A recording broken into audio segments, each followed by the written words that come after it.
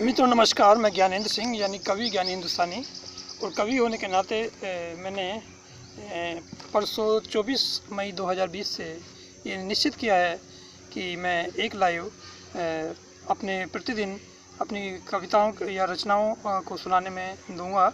इससे पहले मैं 4 अप्रैल 2020 से जो कि लगभग 1.5 महीना से ज़्यादा हो चुका है, 4 बार लाइव दे रहा था, जिसमें कि 2 बार हिंदी और अंग्रेजी में अंग्रेजी का शिक्षण और दो बार स्वास्थ्य के प्रति जागरूकता के अभियान में अपने विचार व्यक्त करने के लिए मैं कार्य कर रहा था कि लोग अपने स्वास्थ्य के प्रति सचेत रहें, जागरूक रहें और कुछ अपने आप को साहस के साथ जीवन यापन करने के लिए प्रयासरत रहें, क्योंकि अनेक प्रकार की समस्याएं हमारे स्वास्थ्य के प्रति चलती रहती हैं जीवन में। और इस समय तो लॉकडाउन की स्थिति में और भी स्थिति बहुत ही डरावनी है।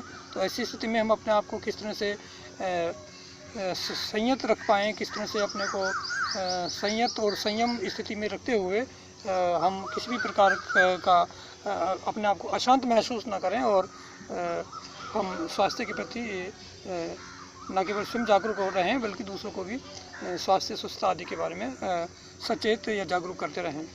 और अब ये जो मेरा 5वां लाइव है, उसके बाद मैंने अनुभव किया 24 तारीख से कि मैं प्रतिदिन आकर अपनी रचना सुनाऊं। तो ये मैं जो अपनी रचना सुनाने जा रहा हूं, ये रचना मैंने 28/10/2015 में लिखी है, 28 तारीख को 10वें महीने 2015 में, जबकि मैं अपनी 6ठी साइकिल यात्रा पर था। मैंने कुल मिलाकर 8 बार सद्भावना साइकिल यात्राएं की हैं देश में, और नेपाल के लुम्बिनी तक गया हूं, जिसमें कुल मिलाकर इन 8 यात्राओं में 30,000 किलोमीटर से ज़्यादा की यात्रा कर चुका हूं। तो इस 5वीं यात्रा मैंने रामेश्वरम से मुंबई के लिए की थी, और फिर वहां से मुंबई से फिर मैंने 6ठी यात्रा शुरू की थी, जो कि चंडीगढ़ में समापन हुआ। और वो यात्रा मेरी मुख्य रूप से इसलिए विशेष उल्लेखनीय है क्योंकि उस 6ठी यात्रा में मैंने अनेक कविताओं या गीतों की रचना की थी, और मेरे अंदर एक प्रकार से काव्यत्य गुण का काव्य लिखने की जो क्षमता थी वो अधिकाधिक रूप से विकसित हो सकी, उसे समुचित अवसर मिल सका।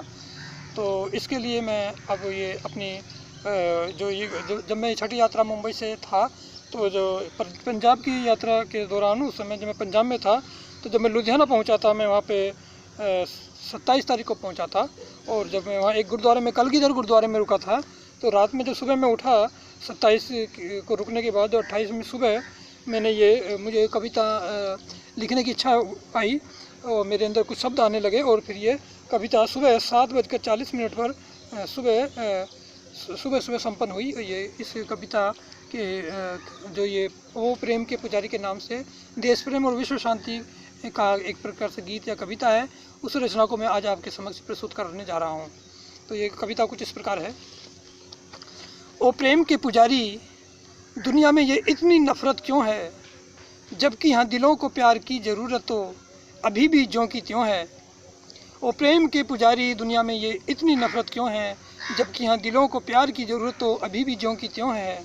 ओ दुनिया के बशिंदों, ओ दुनिया के वशिंदों, ओ दुनिया के वाशिंदों, इन परिंदों से कुछ तो सीखो, प्रेम और एकता इनकी देखो, बड़ी नफ़रत से यूँ न चीखो।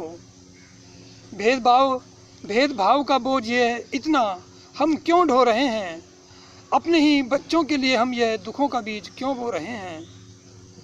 भेदभाव का बोझ ये इतना हम क्यों ढो रहे हैं, अपने ही बच्चों के लिए हम ये दुखों का बीज क्यों बो रहे हैं।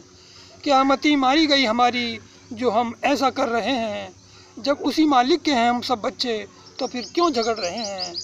क्या मती मारी गई हमारी जो हम ऐसा कर रहे हैं, जब उसी मालिक के हैं हम सब बच्चे तो फिर क्यों झगड़ रहे हैं।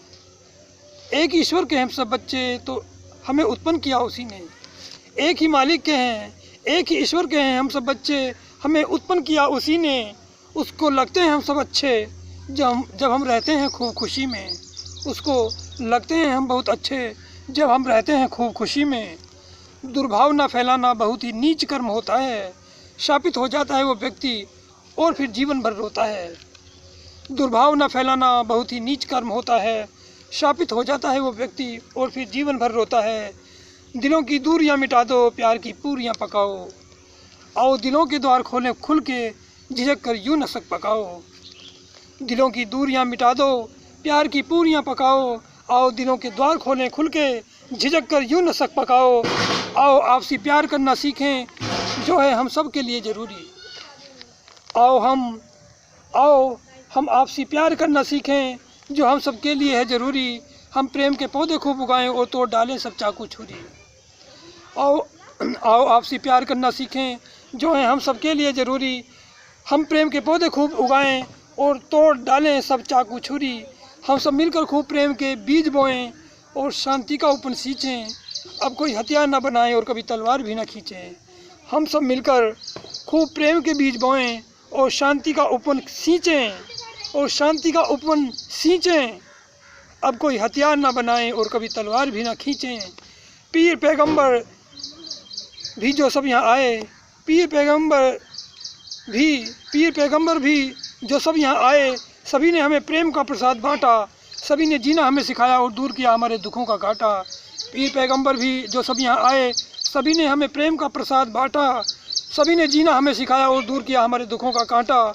आओ उन सबको नमन करें हम और मिलकर नए प्रेम के पौधे रोपें। आओ हम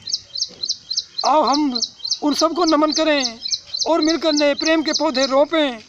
हम सद्भाव से सीखें जीना और शांति की मसाल सबको सौंपें। हम सद्भाव से सीखें जीना और शांति की मसाल सबको सौंपें। ये अपना देश प्यारा, ये अपना देश फिर से सबसे महान होगा। ये अपना देश फिर से सबसे महान होगा। आओ फिर प्रेम का चलन चलाएं, हम सीखें और सिखाएं सबको योगा। आओ फिर हम प्रेम का चलन सीखें और सिखाएं सबको योगा। ये अपना देश फिर से सबसे महान होगा। आओ फिर प्रेम का चलन सिखाएं, हम सीखें और सिखाएं सबको योगा। बहुत बहुत धन्यवाद, आपने मेरी इस रचना को प्रेम पूर्वक सुना। और इसी के साथ मैं